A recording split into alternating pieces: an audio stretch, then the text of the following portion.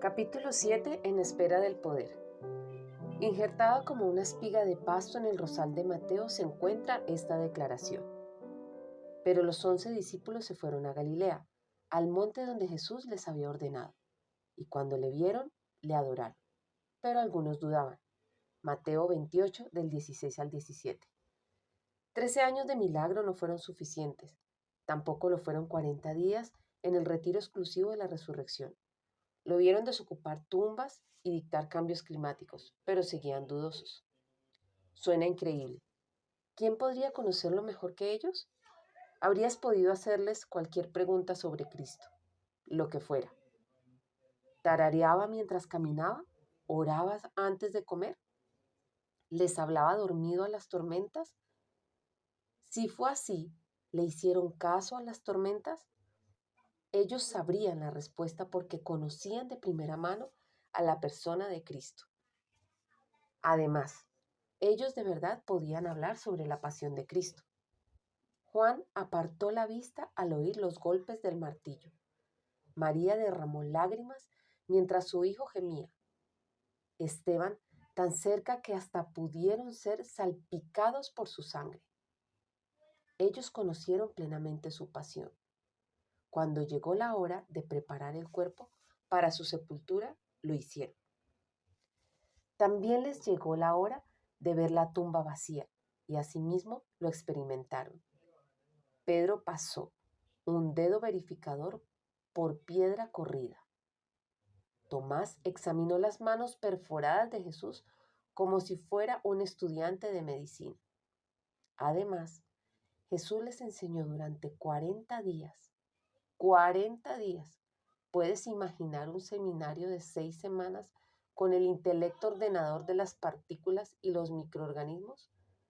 Cuéntanos otra vez, Jesús. Cuéntanos cómo es que saliste del infierno. Entrenados por Cristo mismo, fueron testigos de los momentos más concluyentes de la historia. Estos discípulos están listos, ¿no es cierto? Al parecer no, porque algunos dudaban. Las preguntas les seguían zumbando como moscas en el verano. Aún después de 1000 conversaciones al calor del fuego y un álbum lleno de recuerdos y momentos colosales y portentosos, algunos discípulos seguían renuentes. Es que todavía no estoy seguro. ¿Qué hará Jesús con ellos? Nos gustaría saberlo, ¿no es así? En realidad queremos saberlo. Esa palabra todavía también aparece en muchas de nuestras frases. Todavía me preocupo, todavía digo chismes, mi matrimonio todavía sigue congelado, todavía vacilo entre dejar la bebida y visitar el bar de la esquina, todavía siento un vacío en el estómago cada vez que me llama aquel novio que tuve. Podríamos derivar un extraño consuelo de las dudas persistentes de los discípulos porque todavía tenemos las nuestras. Nos preguntamos entonces, ¿tiene Cristo algo que decir a los que siguen hurgando en el anaquel de la duda? Su sí es bastante sonoro y su instrucción te sorprenderá. Lo que Él les dijo es lo mismo que nos dice hoy. Les mandó que no se fueran de Jerusalén, sino que esperasen la promesa del Padre, la cual les dijo, oísteis de mí. Hechos 1:4. La palabra de Jesús a los discípulos dudosos fue, esperen. Antes de salir, quédense quietos. Antes de dar un paso adelante, siéntense. Quedaos vosotros en la ciudad de Jerusalén, hasta que seáis investidos de poder desde lo alto. Lucas 24:49. Eso mismo hicieron, y entrados, subieron al aposento alto, donde moraban. Todos estos perseveraban unánimes en oración y ruego, con las mujeres y con María la Madre de Jesús, y con sus hermanos. Hechos 1, 13 al 14. En realidad, los discípulos tienen muchas razones para salir corriendo. Alguien tal vez tiene un negocio pendiente o tiene que atender un cultivo o una hacienda. Además, los mismos soldados que mataron a Jesús siguen vigilando las calles de Jerusalén. Los discípulos tienen muchos motivos para irse, pero no lo hacen. Se quedan y se quedan juntos. Se reunían y permanecían unidos, unánimes, todo el tiempo. Hasta 120 llegó a ser el número de las almas congregadas bajo el mismo techo. ¿Cuántos conflictos en potencia crees que existían al interior de este grupo? Es decir, era como un barril de dinamita. Natanael pudo haber mirado mal a Pedro por negar a Cristo junto a la hoguera. Oye, pero al menos Pedro se acercó a la hoguera. Tal vez les achacaba a los demás el haber huido.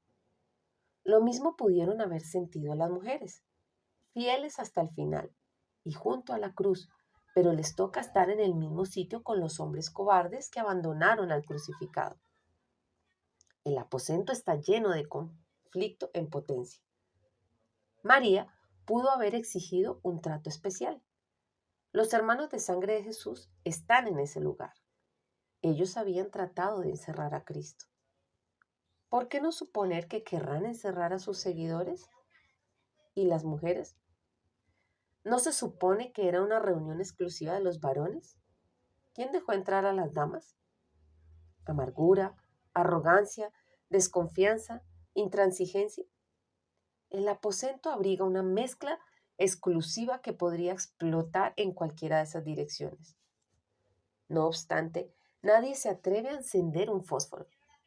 Todos deciden permanecer juntos y por encima de todo, oran juntos. Todos estos perseveraban unánimes en oración y ruego. Marcos emplea la misma palabra griega que se traduce aquí, persevera, y que significa también continuamente. Él describió una barca que flotaba sobre el agua mientras esperaba a Jesús. El maestro estaba hablando desde la playa de Galilea y dijo a los discípulos que le tuviesen siempre lista la barca. Marcos 3:9. La barca estaba continuamente en la presencia de Cristo y asimismo los discípulos en el aposento alto se mantuvieron siempre listos.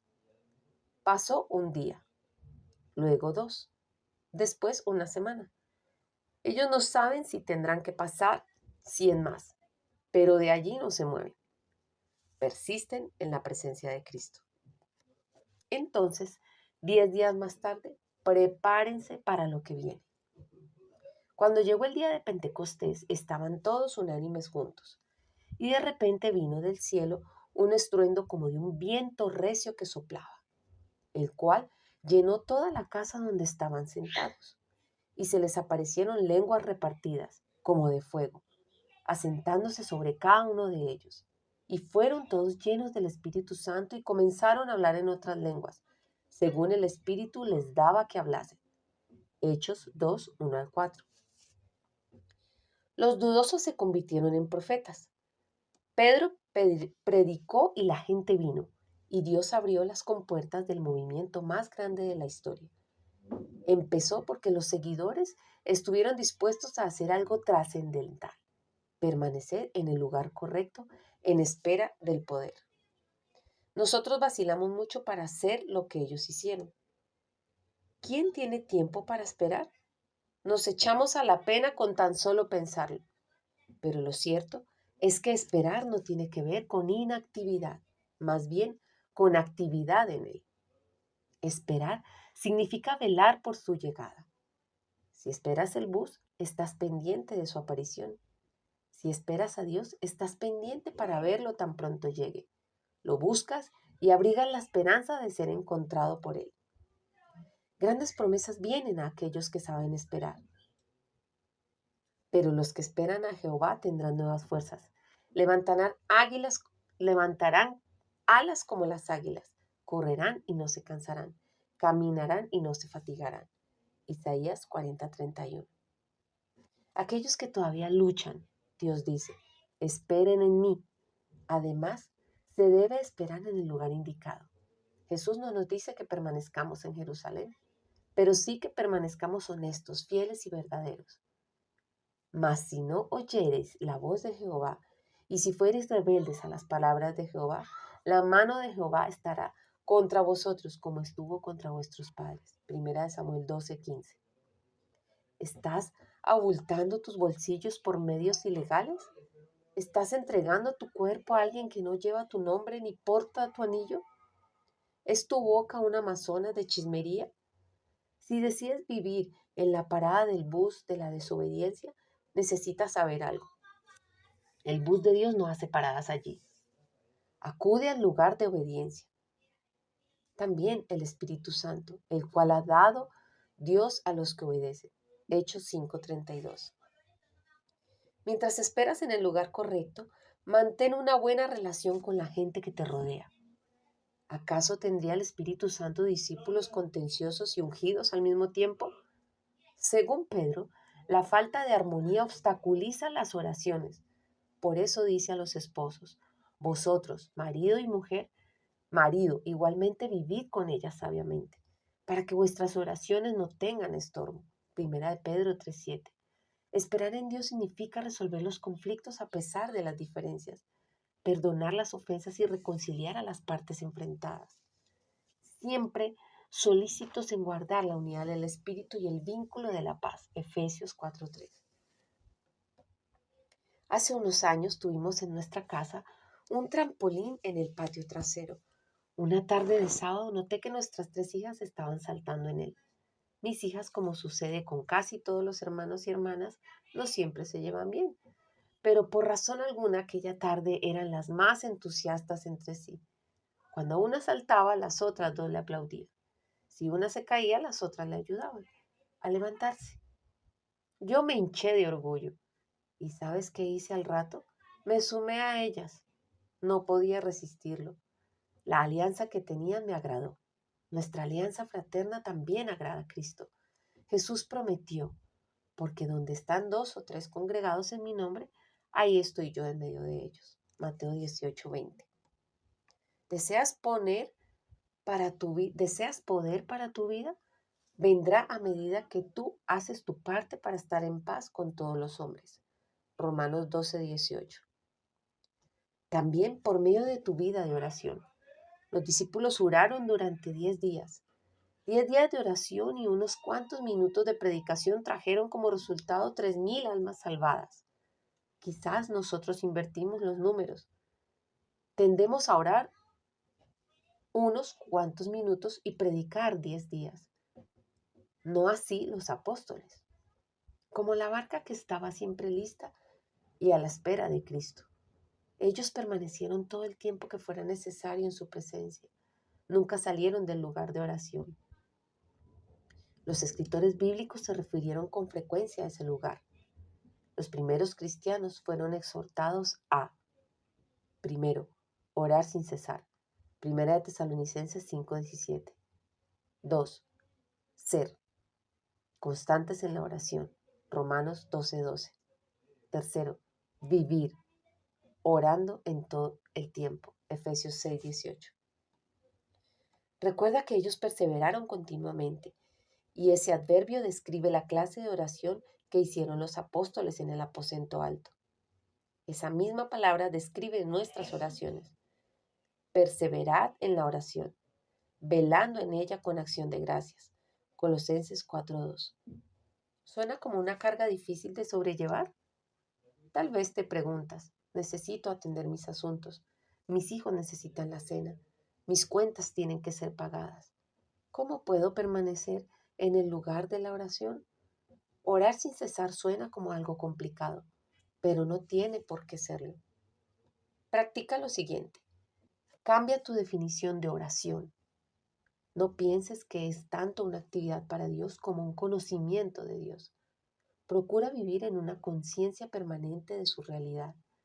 Reconoce su presencia donde quiera que vayas. Al esperar en la fila mientras pagas el registro de tu automóvil, piensa, gracias Señor por estar aquí conmigo.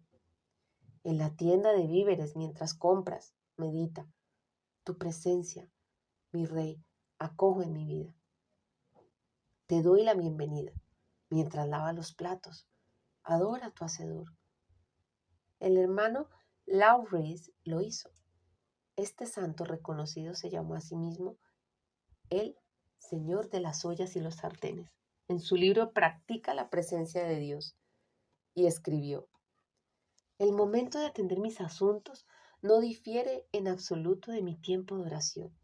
Y en medio de los ruidos de mi cocina, mientras otras personas hablan de mil y una cosa diferentes, yo poseo la presencia de Dios con la misma tranquilidad como si estuviese arrodillado frente al bienaventurado sacramento. Soy apenas un principiante en la liga de la oración sin cesar, pero disfruto al máximo la experiencia. He descubierto la fortaleza que se gana al llevar dos conversaciones simultáneas, una con cualquier persona y otra con la persona. Uno puede al mismo tiempo escuchar y pedir. Mientras una persona me describe sus problemas, casi siempre oro en silencio: Dios, ayúdame aquí un poquito, por favor. Él siempre me suministra ayuda. También he descubierto el deleite de beber con frecuencia de su fuente de agua fresca. En el transcurso del día, mis pensamientos van marcados a frases como: guíame, Padre amado, perdona esa idea, por favor, protege hoy a mis hijas. Un pensamiento final. El aposento alto estaba ocupado por 120 discípulos, puesto que había unos 4 millones de personas en Palestina en aquel tiempo. Esto significa que menos de una en cada 30.000 habitantes era cristiano. Sin embargo, mira el fruto de su trabajo. Mejor dicho, mira el fruto del Espíritu de Dios en ellos. No podemos más que preguntarnos qué pasaría hoy día si nosotros, que todavía luchamos, hiciéramos lo que ellos hicieron: esperar en el Señor, en el lugar correcto. Fin.